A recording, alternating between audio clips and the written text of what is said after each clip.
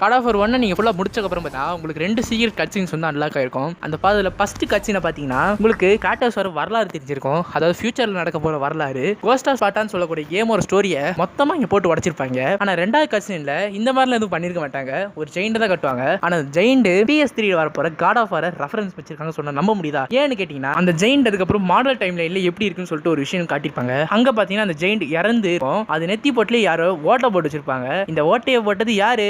வேற யாரு? நான் தான். ஏன்னு கேட்டீங்கன்னா காட் ஆஃப் வார் 3ல எதுக்கு பொளக்குறேன்னு சொல்லிட்டு தெரியாது எனக்கு என்ன விளையாடுறதுல. ஆனா பொலன்னு பொளந்துருப்பாரு அந்த கேரக்டரை. பொளந்தது மட்டும் இல்லாம அவர் வச்சிருக்க பிளேட் ஆஃப் ஒலம்பஸ்னு சொல்லக்கூடிய ஒரு கத்தியை எடுத்துட்டு வந்து அது நெத்தி போட்டுலயே சொருவி கோடன் குழஞ்சி ஒரு ட்ரில்லிங் மிஷின் ஆக்கிருப்பாரு. அந்த கத்தியை ஓட்டையை போட்டு மட்டும் இல்லாம இதயத்தையும் எடுத்துட்டு இருப்பாங்க. ரணகலமா அங்க ஒரு ஃபைட் சீன் போயிட்டு இருக்கும். அதைத்தான் இந்த இடத்துல இவங்க ரெஃபரன்ஸ் வச்சிருக்காங்க. அதாவது காட் ஆஃப் வார் 3ல வரப்போறது காட் ஆஃப் வார் 1லயே இவங்க நல்ல ஒரு கண்டினியூட்டி டீடைலா ஆக்கியிருக்காங்க. வேற என்ன கிராட்டோஸ் அந்த ஃபேன்ஸ்லாம்